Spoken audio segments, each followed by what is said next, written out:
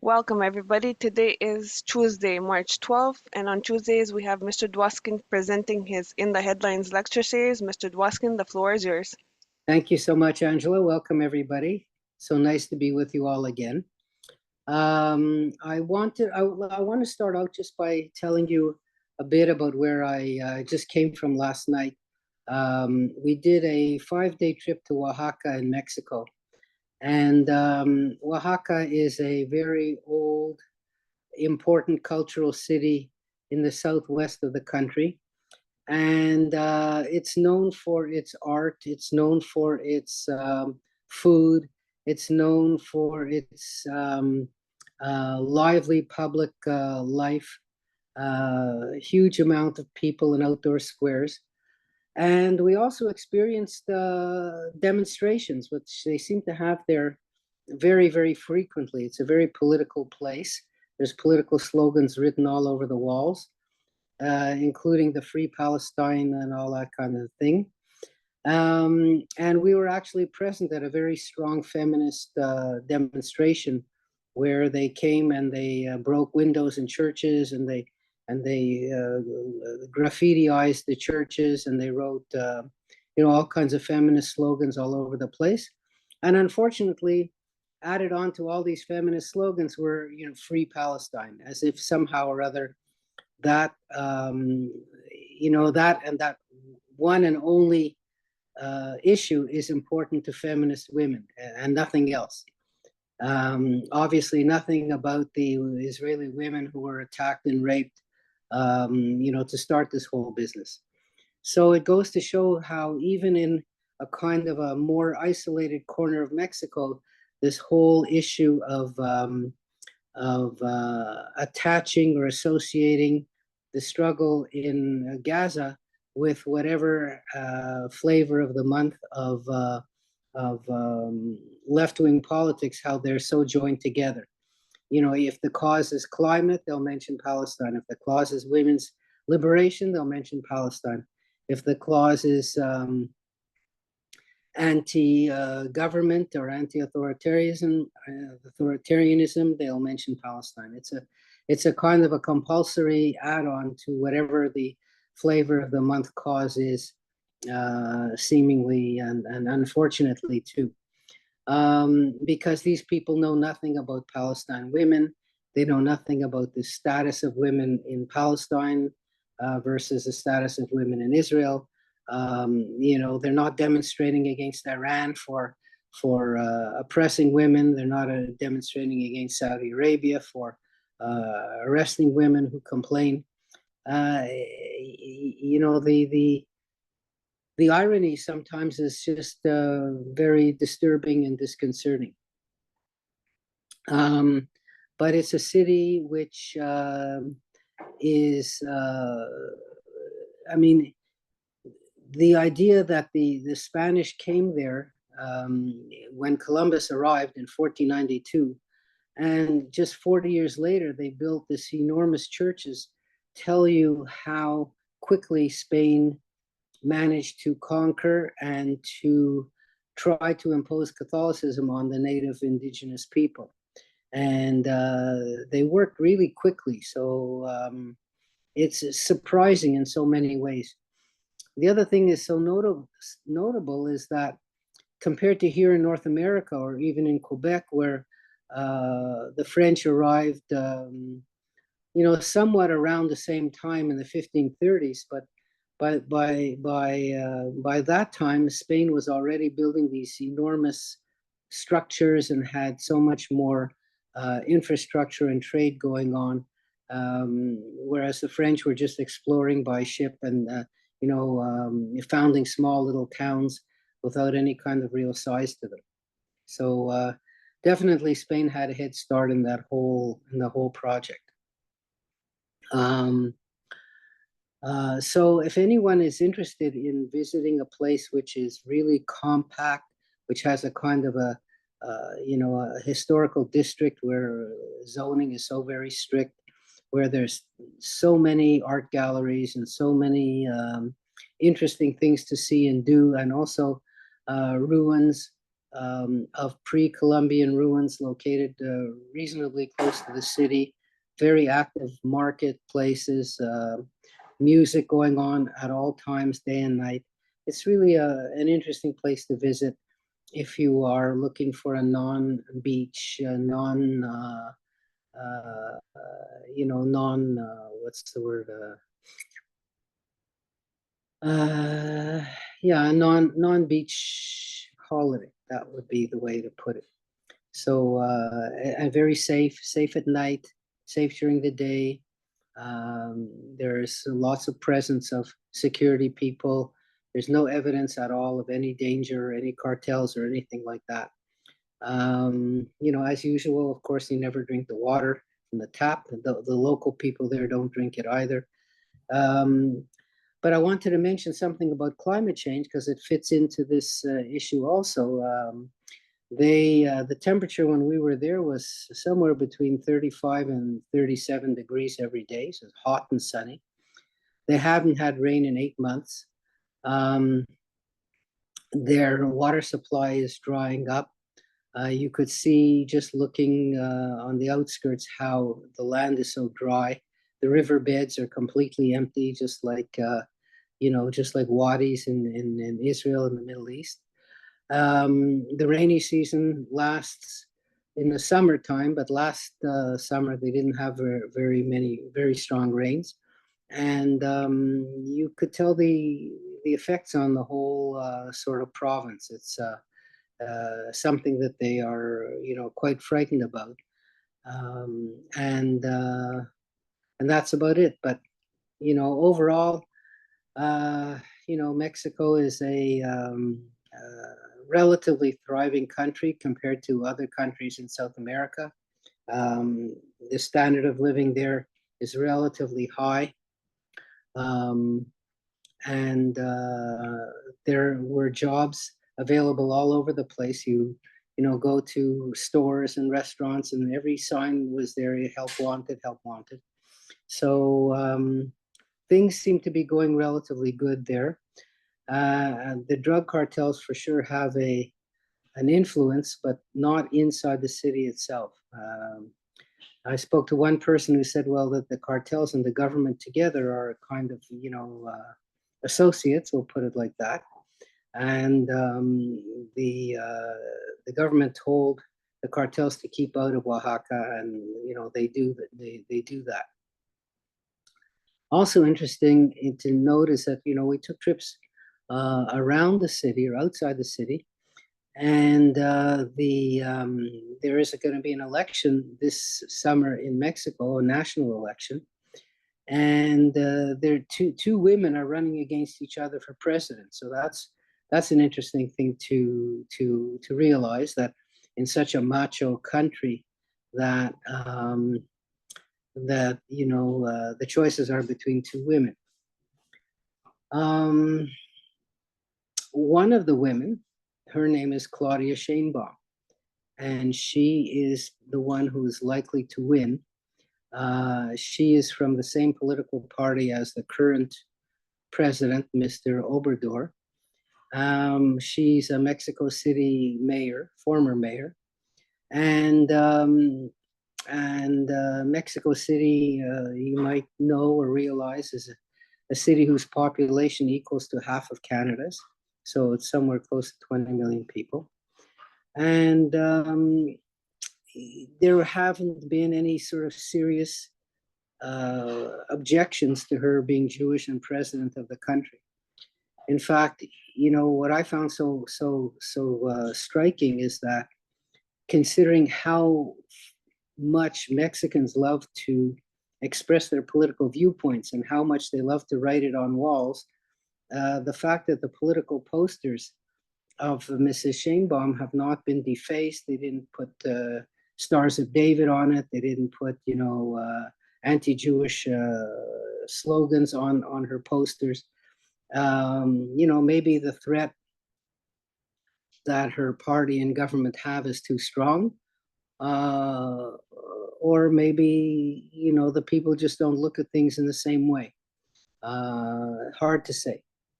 Her opponent is a kind of is a person who is running a kind of a coalition of right-wing parties and center-left parties who've united all to oppose Mrs. Sheinbaum. But the current president is in a way so popular, and he's term limited, so he can't serve another term.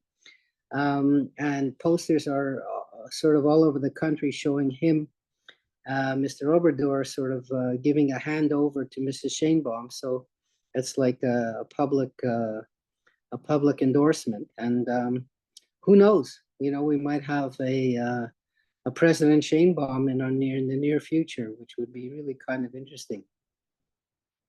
So that was that. So you know, if someone is looking to go to Mexico and you like culture and you like music and you like outdoor performances and art and history and good food, that's a good place to go. It's Oaxaca, spelled Oaxaca. Now, follow up from, so let's change subjects a bit. Follow up from last week. We spoke about Haiti last week, and today we got news that the Prime Minister is resigning in the country because obviously the chaos and anarchy are too much for anyone to bear. And not that his resignation will mean a hell of a lot because, you know, he's just a real figurehead anyway, and the power is in the hand of the gangs. But it remains to be seen how, you know, who will replace him and how that he will be replaced, and what that would mean as far as foreign aid to the country, as far as foreign intervention to the country, etc. So it's just, you know, we kind of predicted what would happen, and it did happen. So my subject, the main topic that I wanted to speak about today, will circle back to the Middle East again, but to speak about Ramadan, the holiday Ramadan, started May the 11th, and the holiday was in the news for lots of reasons, namely that 3 weeks ago, Mr. Netanyahu announced that if the Israeli hostages were not freed by Ramadan, then Israel would invade the Rafah, the last holdout of the resistance of Hamas. And of course, there's also 1.5 million Palestinian civilians sort of crammed into that tiny section of Gaza. And Mr. Biden and other world leaders have said to Israel, look, you know, you have to avoid civilian casualties. And yet, you know, how do you do that when you want to try to capture the city itself and the people who are running it and the people who are hiding underneath it? So this is a dilemma for the Prime Minister, and so far he hasn't done anything. So far, in other words, for people who are expecting that, you know, when the clock ticked down that the troops would be invading, they haven't yet. I'm sure they will in due course, and I'm sure that just like the other military operations, they won't succeed in realizing the two goals, which were to defeat Hamas and to free the hostages, and to find in particular the leaders of the Hamas, Mr. Deif and Mr. Shinwar. So my prediction is that he will invade Gaza. My prediction is they will not find the hostages, and they will not find Mr. Shinwar, and it will just be, you know, another kind of a battle with, needless to say, of course, civilian casualties, but without achieving the two goals that were determined at the beginning of the war on October the 7th. So let's speak a little bit about what Ramadan is, because it's good to, you know, good to know what this holiday or what this month stands for. why it came about, and what the why is it such an important deadline or date in the Muslim calendar. So Ramadan is a month in the Islamic calendar. And the word seems to come from the root of the word has to be related to the word very hot. So obviously in the Muslim calendar moves slowly because their months are 30 days, and therefore their years are 340 days. 12 times 3, 360 days. 12, no, it's 28. Yeah. So, yeah, 28 times 12 comes to about 340 days. So the calendar moves every single year up and down. And the month of Ramadan is not tied to a specific season, but more than likely when the month was named, it was a hot time in the summer in Arabia. And so that's what they named the month. It's a month unlike all the other months in the Islamic calendar. So it's a kind of what will we call it? For people who are Jewish, or it's kind of a combination of Yom Kippur and Passover and Christmas, in a way, all put together in the same holiday. The key element of Ramadan is the fast. That's one of the key elements. So from sunrise to sunset, you're not allowed to eat anything at all. You're not allowed to eat. You're not allowed to smoke. You're not allowed to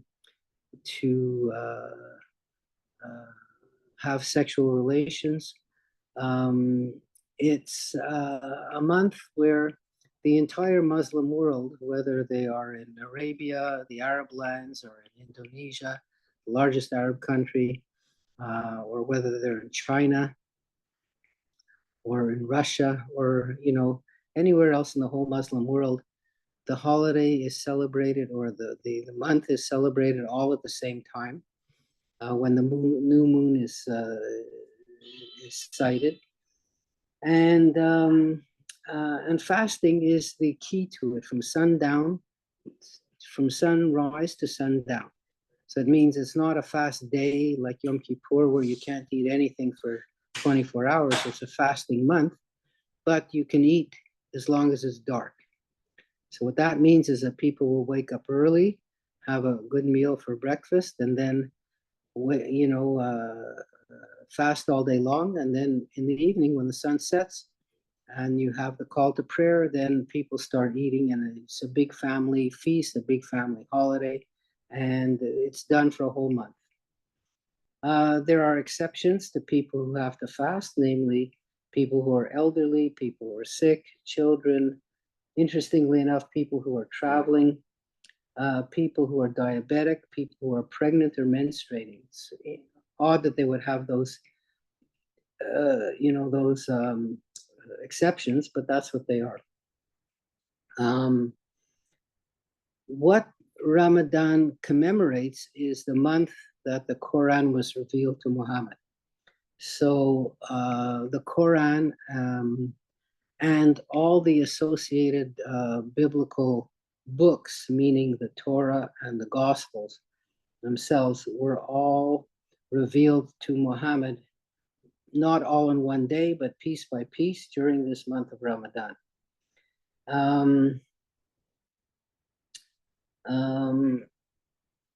The idea of fasting, of course, didn't start with Islam. It was certainly around before then. In the olden days, in Arabia, Jews and Christians were very, very plentiful, both of whom used fasts considerably as part of their calendar. for Lent in the case of Christians, and of course on the fast days for Judaism. And also the pre-Islamic Arabs themselves had plenty of fast days in their own practices. So this was not a new invention. This was something that was adapted or it was brought forth by the founders of Islam based on what they saw around them and what their own people were doing before then. The month of Ramadan also contains other facets, other features besides fasting. Excuse me one little second.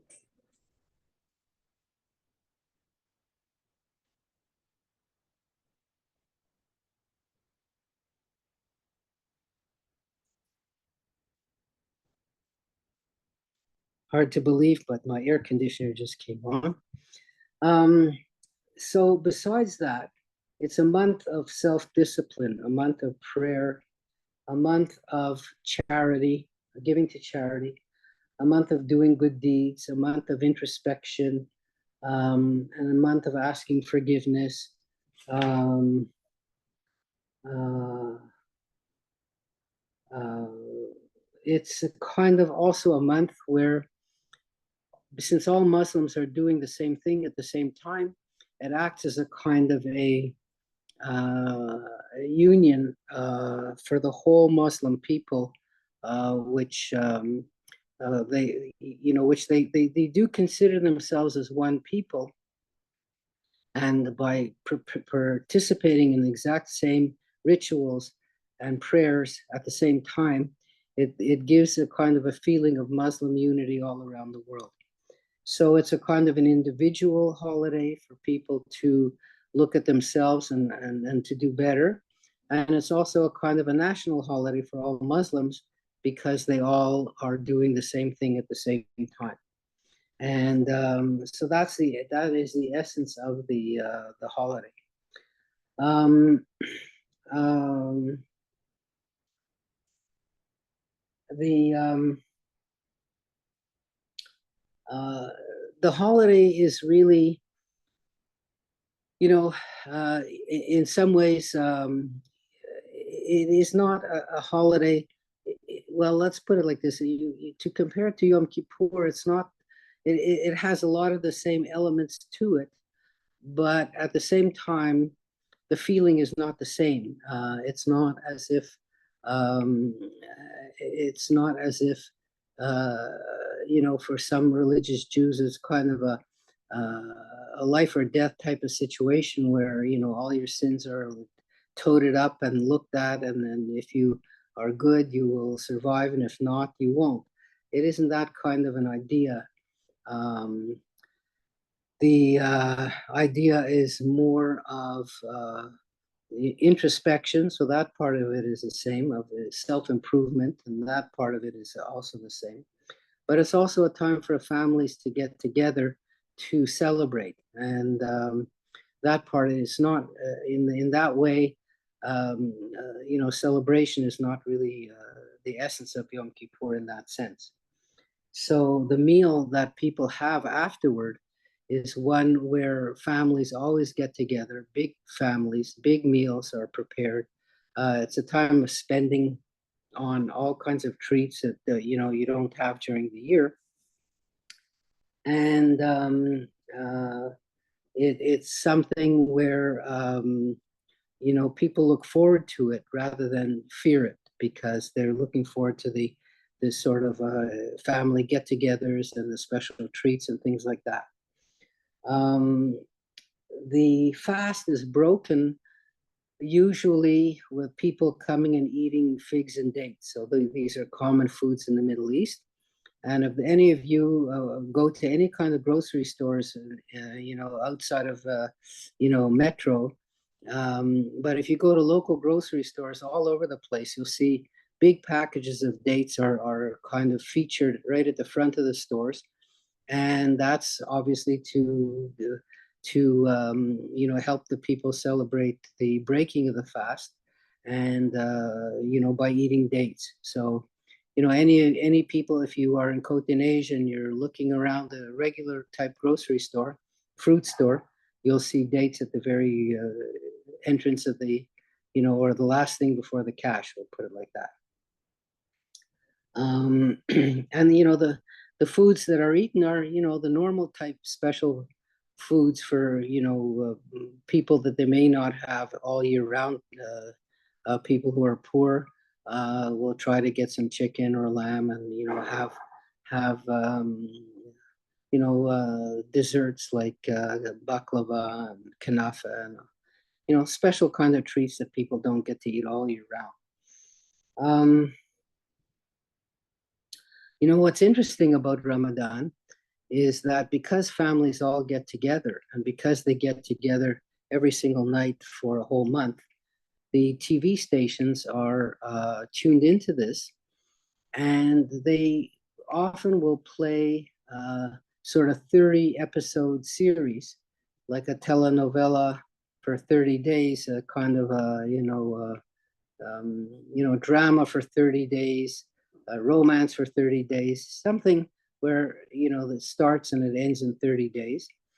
And the cost to advertise during Ramadan is double what it costs to advertise on TV at other times, because it's a tradition that after the meal, people sit down and watch TV together. So, that's one of the newer adaptations of Ramadan to sort of modern life, is having these TV series. In some places, they have these enormous community meals. So, like I was just reading that in the United Arab Emirates, the king puts on a dinner for 30,000 people every single night. So it's a kind of a community breaking the fast. And, if you are rich and you want to do your charity work, and, this charity is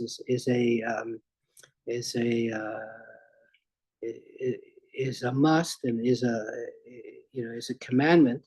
So by hosting community meals like that, you have fulfilled sort of two things at the same time: the breaking of the fast, a community meal, and also charity to pay for all of that. Reciting the whole Quran, sort of chapter by chapter, there's sort of 30, we'll call them sections, I won't call them chapters, but there's 30 sections in the Quran, and reciting one each night is another another way that the Ramadan is celebrated. So it has a religious aspect to it, it has a family aspect to it, and it has a kind of a nationalistic aspect to it, all rolled into the same month. So that's why it's so important in the Muslim calendar. And it finishes the end of Ramadan. I mean, on the last day, there's a major feast, one of the two major feasts of the Islamic calendar. And this one is called Eid al-Fitr. And, that's one that's celebrated in a major way. So you have sort of big meals all month long, and then you finish up with another big one. So, you could say, well, if you're fasting all day long, is this something that makes people lose weight, or is it a kind of calorie deficient time, or not? And obviously every family is different, but more than likely, if you add up all the things that you eat in the morning and at night, the total amount of calories consumed is probably no different from the total that would be consumed during the whole day. In fact, I think people will gain weight in Ramadan rather than losing weight. Another way that people celebrate it is that they put up sort of Christmas lights, and they look like Christmas lights. I certainly remember the time that I lived in Israel and in Jerusalem, that in the Muslim sections of the city, they put up what we would call Christmas lights. They don't obviously call them that, but that's what they are, lighting up the squares, lighting up the streets, just as a way to show the celebration. And in some places they walk around with drums early in the morning to wake people up, to say, okay, it's time to eat your last meal and start your prayers. And so the celebration of the holiday is a public a public festival in a way, not a private one, because you could see all the outdoor advertising of the holiday, and um, and also the call to prayer. The in the morning shows that it's time to start fasting. Um, how many people celebrate this holiday? What's the participation rate, you could ask? And it's really very high. All kinds of statistics in all kinds of polls show that something over 90% of Muslims celebrate Ramadan in some way or other. And in general, not talking specifically about Ramadan, but talking about belief and observance in general, um, Muslims are far, far, far more attached to their religion than Christians are to theirs or Jews are to theirs. And, obviously the percentages differ from one place to another. Um, but there is a very, very high attachment rate to religion by Muslims all over the world. The exceptions, and there are, of course, are exceptions. The exceptions would be the Muslims in Europe, in places like Albania or in Macedonia or in Bosnia, places that were once ruled by the communists where religion was suppressed. Same thing in Russia, where Muslims make up somewhere close to 15% of the population, if not more. Places in the former Soviet empire, where places like Kazakhstan or Uzbekistan, where people are nominally Muslims, but they don't have a deep, deep attachment to the religion, and so observance of the festivals are not as common or as deeply ingrained as in other places. So, but pretty well in the rest of the Muslim world, in the Arab world for sure, in Pakistani, India, Bangladesh, Indonesia, all of the places where all huge numbers of Muslims live, the observance of Ramadan is very, very high. And you see, and I was there in the Muslim world during Ramadan last year, and their Muslim greetings of Happy Ramadan. I remember in the hotels where we were staying at, they put up sort of tents, little tents with little sort of fairy camels and little sort of Arabic-looking scenes in hotels in India and in Indonesia, the same thing, the same sort of idea. So it was sort of really festive holiday kind of thing rather than a idea of sort of suffering over not eating for a whole day. Um, uh, Now, also, of course, depending on how strict the country is, what if you do eat during the day? Here's a question. Like, suppose you feel like eating and you're not super religious. Well, eating in public is a definite no-no. In some places, you could get arrested. Some place, obviously, places like Afghanistan or Iran, you're looking for major trouble if you walk around eating in public outside. Some places you can get fined for doing that. They don't allow, and restaurants are not going to open up in these places during the day. Only in hotels that cater to foreigners would they allow a restaurant to be open during the day. So pretty well, if you're looking for places to eat during Ramadan, you have to sort of look very carefully. In Kuwait or Saudi Arabia, Morocco, Algeria, you can be fined if you're caught eating in public. Even non-Muslims who live in these countries, respect Ramadan by not eating in public, and it's just a way of life or a way of living in an Islamic country. Um, Now, if you think of it, in China, if the government is looking for who are opponents of the regime, or who don't follow the government policy all the time. One of the best ways to check these things out is to see in the Muslim parts of the country who is eating on Ramadan, who is fasting, I should say, not eating, who is fasting on Ramadan. And in public schools, they will provide lunches to kids in the Muslim areas, and they'll look and see who's eating them and who's not. And the people who are not, then they can go after their parents and sort of use that as a tool to find out in a way who's an opponent of the regime. So Ramadan has its political connotations there as well. Now,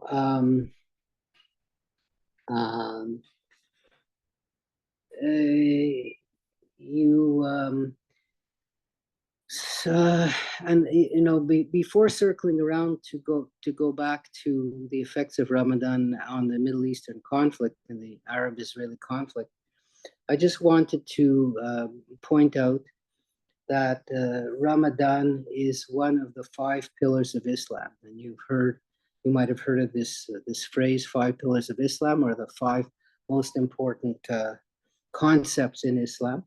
So what are they? And they are the public declaration that there is only one God, the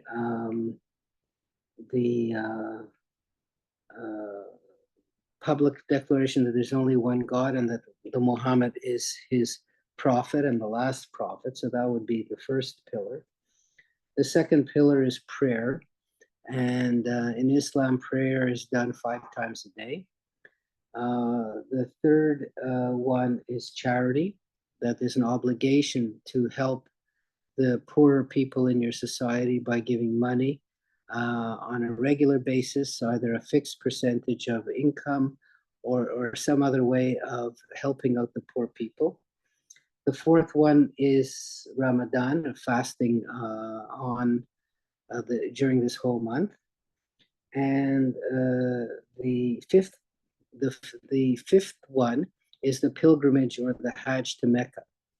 So if you want to compare, say, Judaism and Islam, it's pretty clear that the first 4 pillars, in one way or another, are very similar. The belief in one God is the first and most important one, and that's the one, the Shema prayer, Hear, O Israel, our God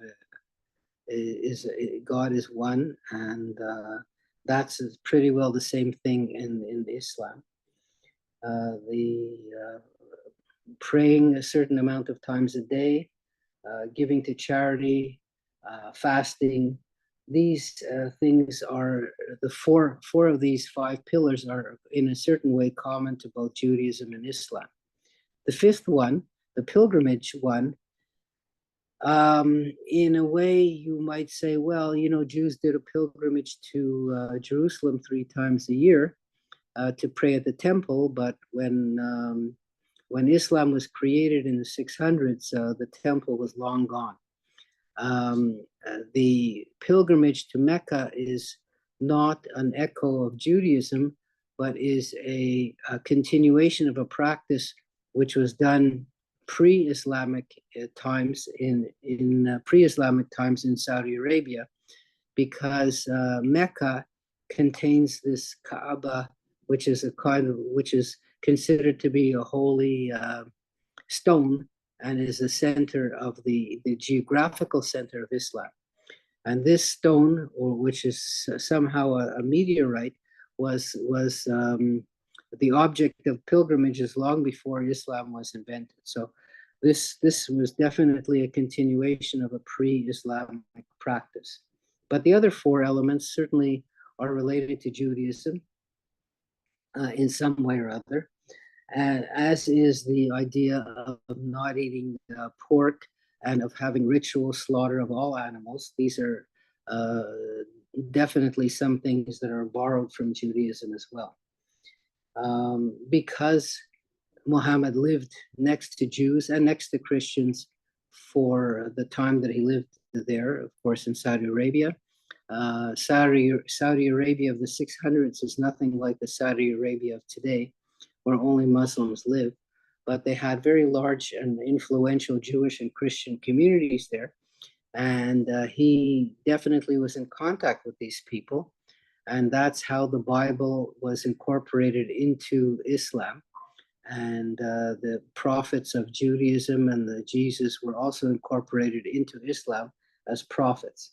The original story of the founding of the religion and going back to Abraham is also something which Muhammad took from the Bible.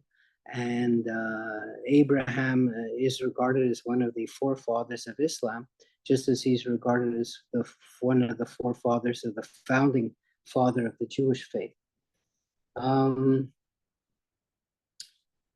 There is also a sixth pillar of Islam, which is one more controversial, which is jihad. In other words, the obligation to defend the Muslims wherever they are and to fight for Islam in a physical way.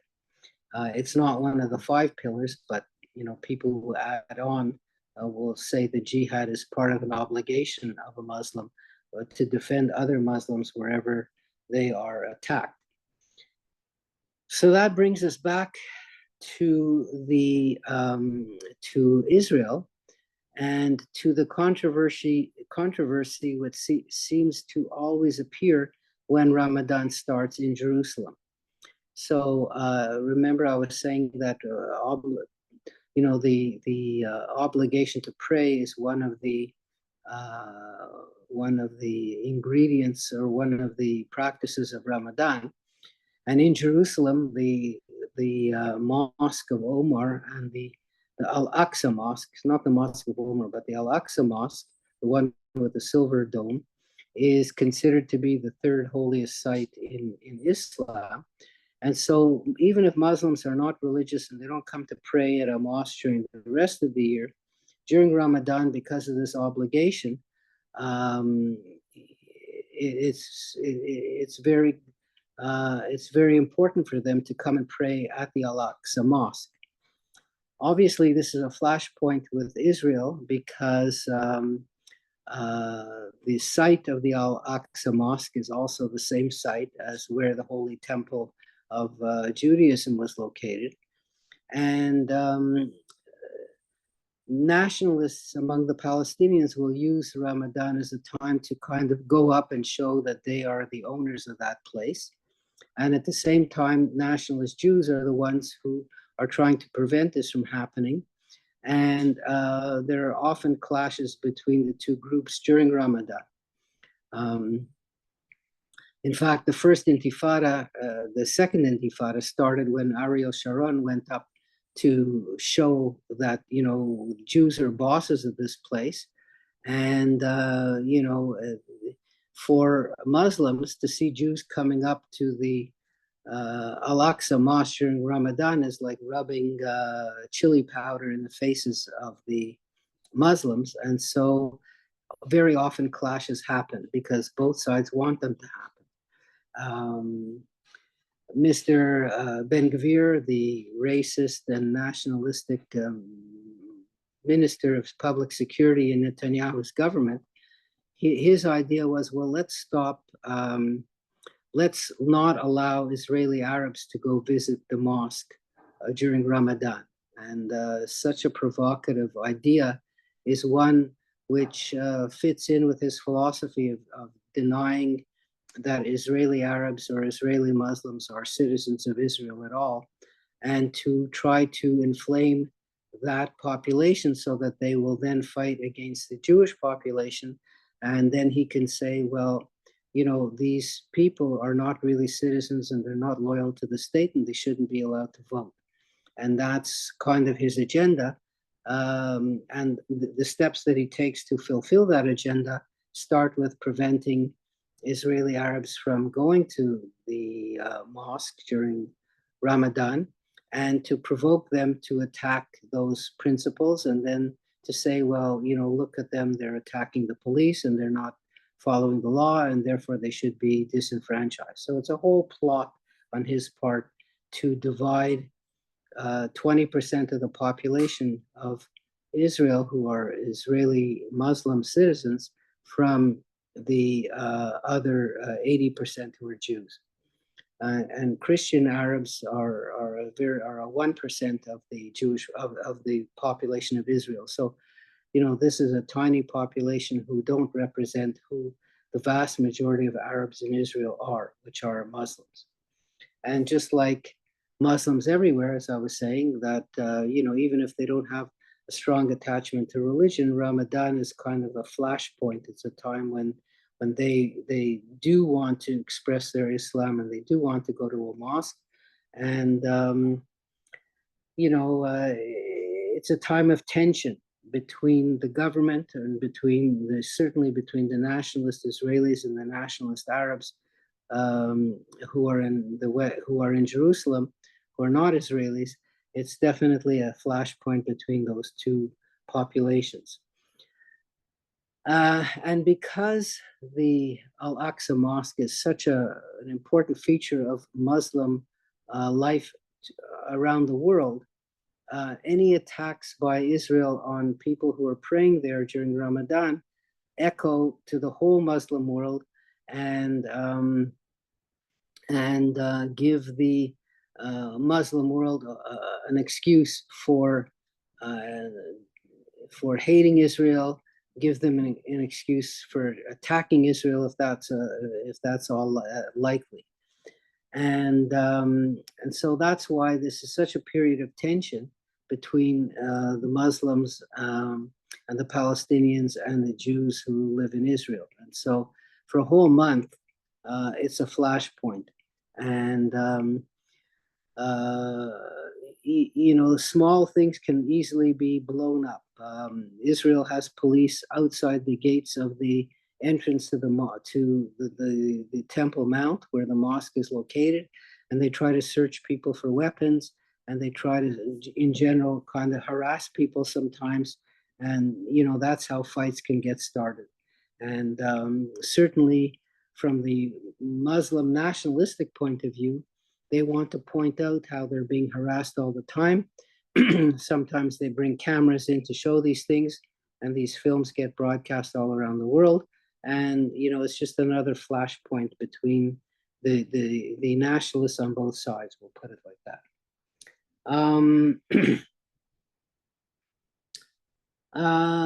I was reading some interesting. Let me just have a look at my notes for one little second. See if I put anything in here.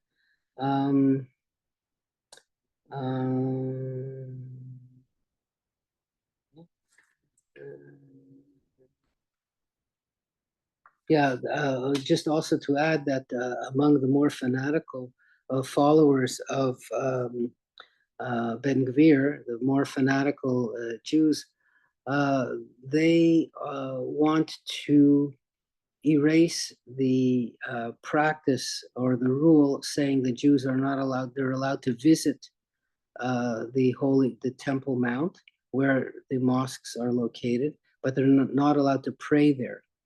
And of course, many Jews have opposed this restriction, saying, well, why should Muslims be allowed to pray there and not Jews? And the answer to that is because you don't want to provoke the whole Muslim world. And the place for Jews to pray is at the Wailing Wall down below, not on the top of the Temple Mount per se. In fact, many rabbis have ruled over the centuries that it's forbidden for Jews to pray there, because it could be the site of the temple, the temple that was destroyed, and Jews were never allowed to go into the Holy of Holy place. And since we don't know where that place was, then they have ruled that in general it's not permitted for Jews to go and pray up on the Temple Mount. But the nationalist Jews have reinterpreted this restriction, saying it doesn't really exist, and they're trying to do it anyway. Some of the more fanatic ones would like to destroy the mosques altogether and rebuild the temple.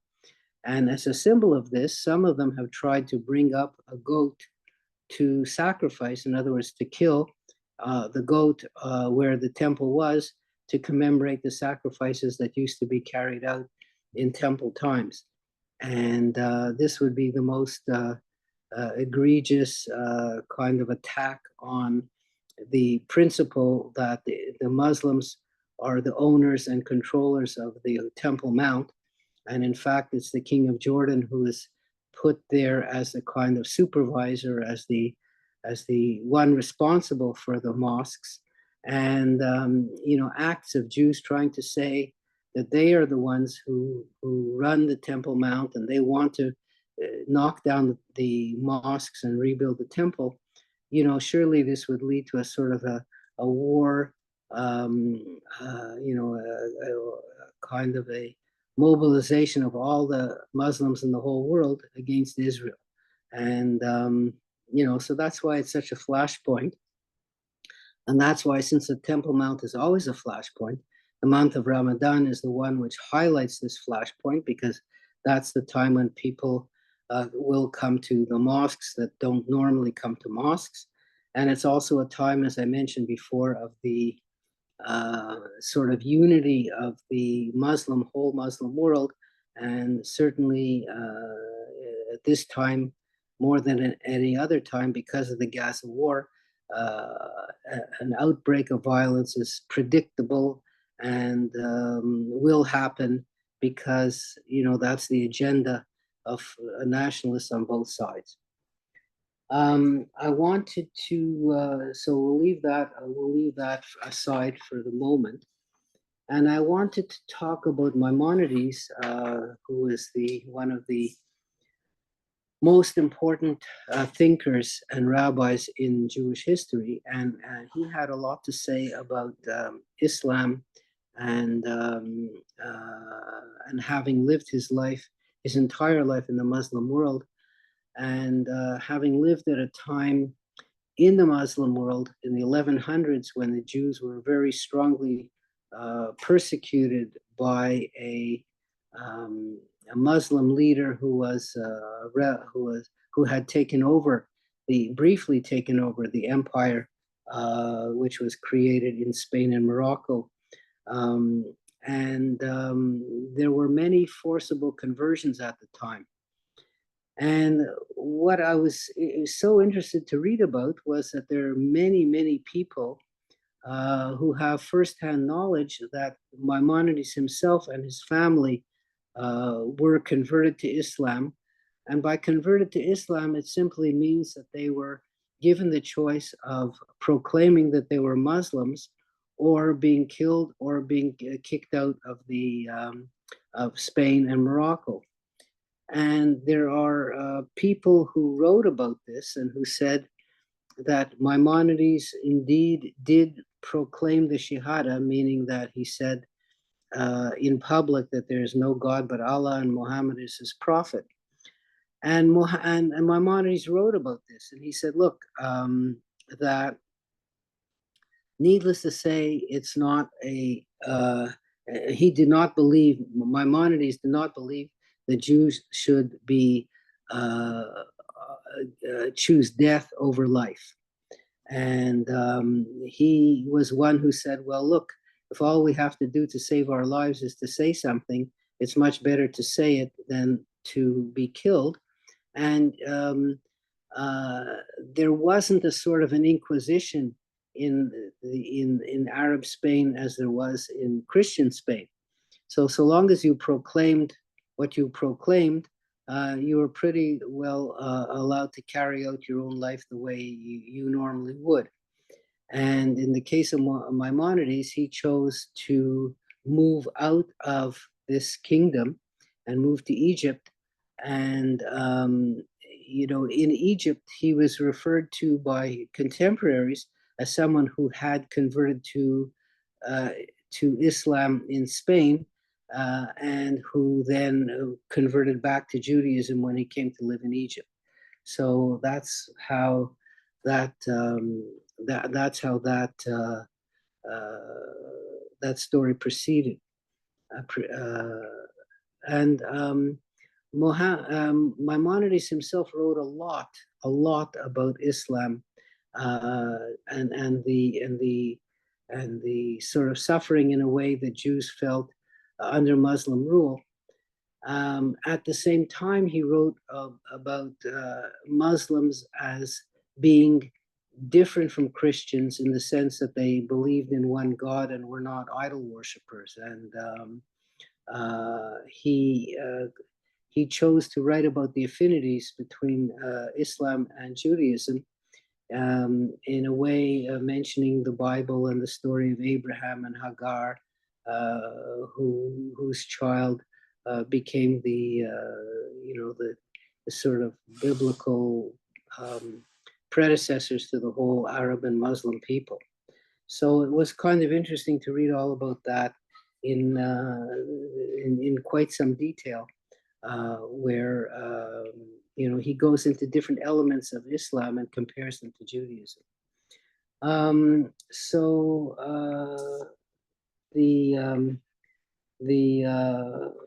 The sort of conflicts in a certain sense between these two groups of people, starting in Saudi Arabia and continuing in Spain and Morocco, and then looking at Israel today and the Palestinian question, you could say, the closeness of these two religions and the conflicts between them are something that are today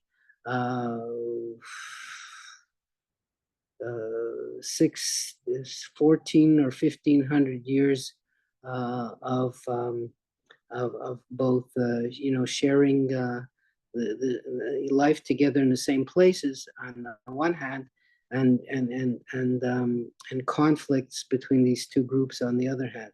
It kind of stretches back into history, almost to the beginning of Islam.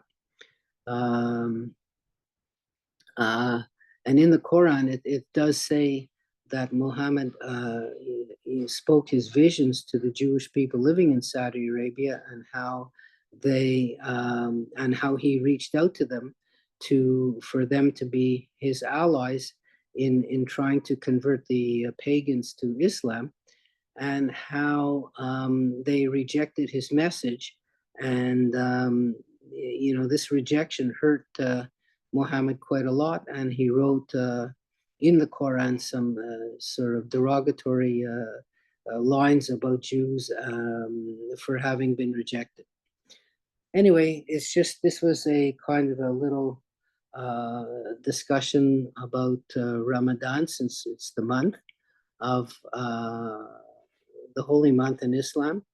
And we know, of course, that in Montreal and in Quebec, we have somewhere close to 300,000 Muslims living. And if any of us, are living in those neighborhoods or visiting the neighborhoods, you'll see Happy Ramadan and Ramadan Kareem, and those kind of public displays of holiday, decorations and things like that. So living in a multicultural, multi-religious city is one of the advantages, is that when the holidays come up, you get to see public displays of those things. So happy Ramadan, everybody, and Ramadan Kareem, as they say. And I'm now open for comments, questions, and the usual time for anyone who's listening to ask anything they like about current events and what's going on in the world today. So now's the chance where the mic is open for all of you, and see what you have to say. And thanks again for listening.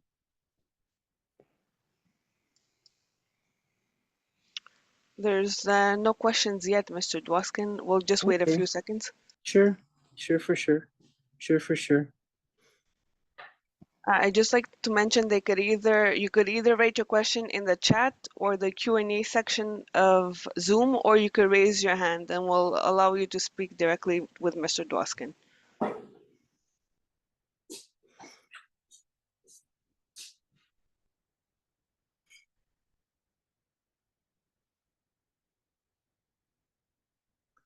Mm.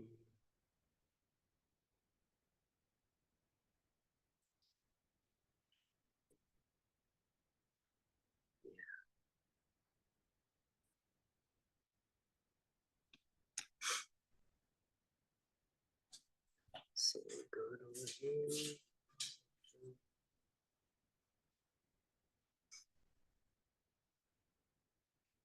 And you know, like I always say that if you've got some particular issues or subjects you would like me to cover, I'd be glad to do it. And you know, I just get inspired by what's happening sort of today around the world, and that's kind of how I pick my subjects. But if you've got something of particular interest you'd like to hear about, you just have to let me know. So there is a question by an anonymous attendee. The question is, what do you think will be the day after? The day after what? What does that That mean? that is what is written. Oh, the day after. You know what, I'm assuming, but not for sure, that you're asking about what would happen at the end of the war in Gaza when the Israeli armed forces take control over the whole Gaza Strip. I think maybe that's what you mean by the day after. And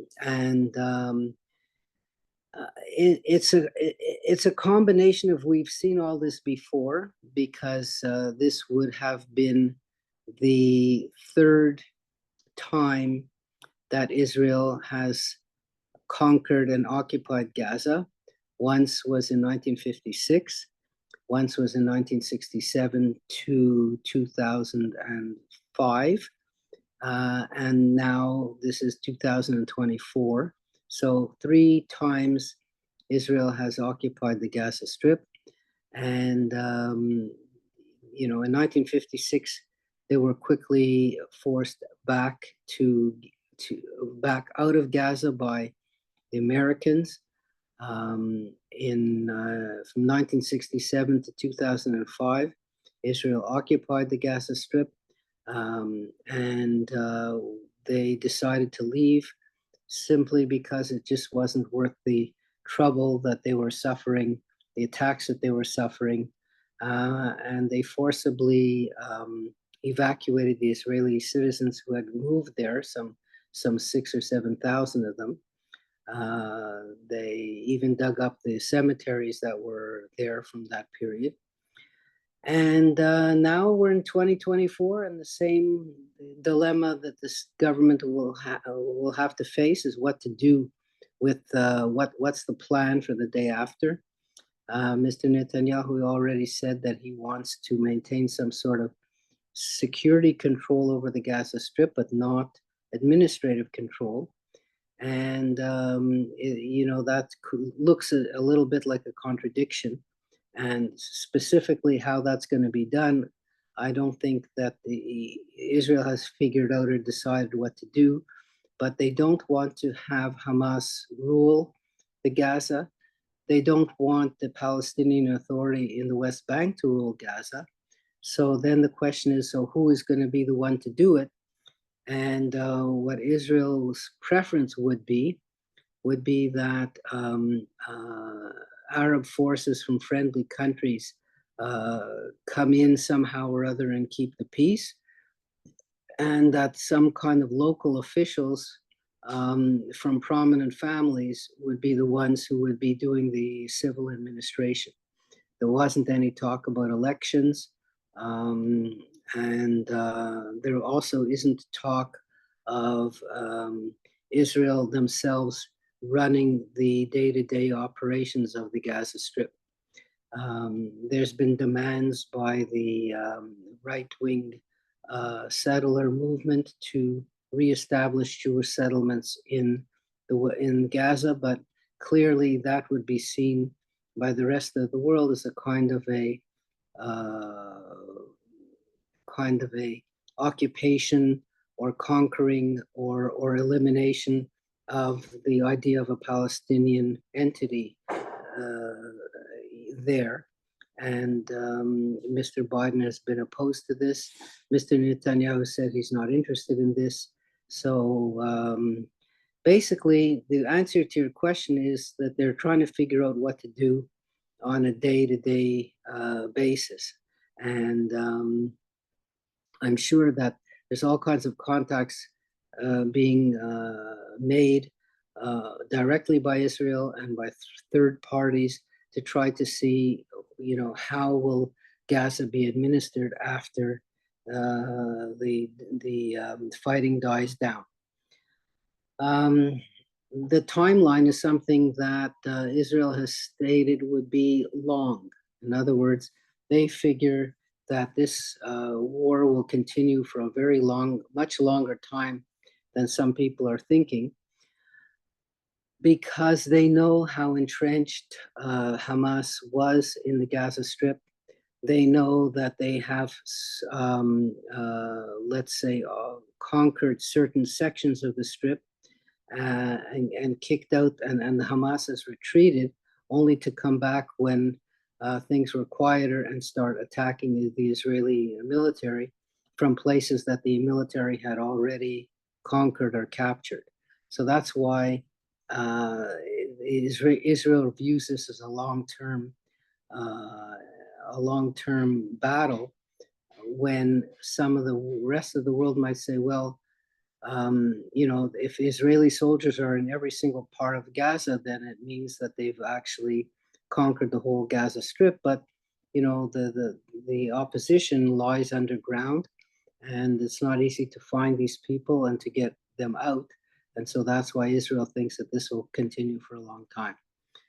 I mentioned before that I don't believe that Israel will succeed in either of its two goals, which is to eliminate the leadership of Hamas or to free the hostages. And I think that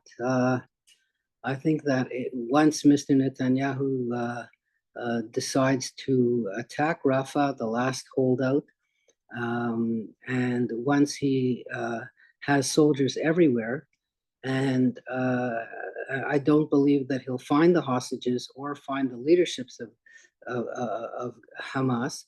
People will turn to Netanyahu and say, "Look, you've destroyed the entire Gaza Strip. You've killed some so-called 30,000 people, according to Hamas, which of course no one can verify. But you've occupied Hamas, you physically destroyed most of the buildings in the Gaza Strip, and you still haven't achieved your goals, so now what?" And I'm wondering if Mr. Netanyahu is thinking about this. So I think that's the answer to your question, but I'm not sure.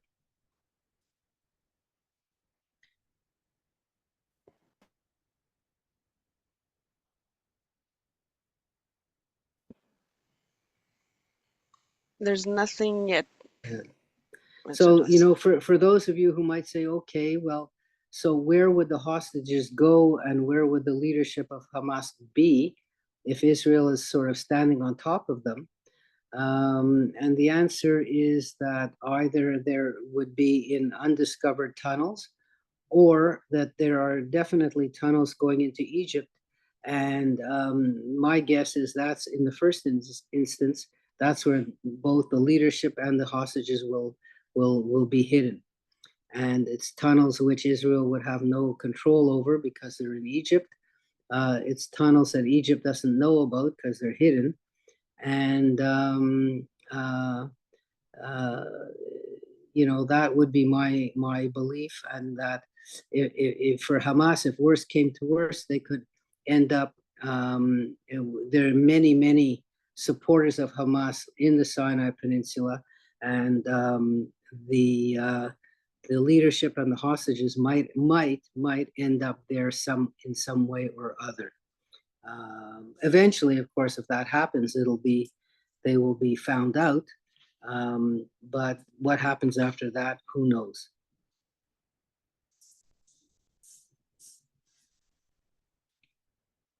So I'm gonna just thank everybody and thank Angela for hosting like always.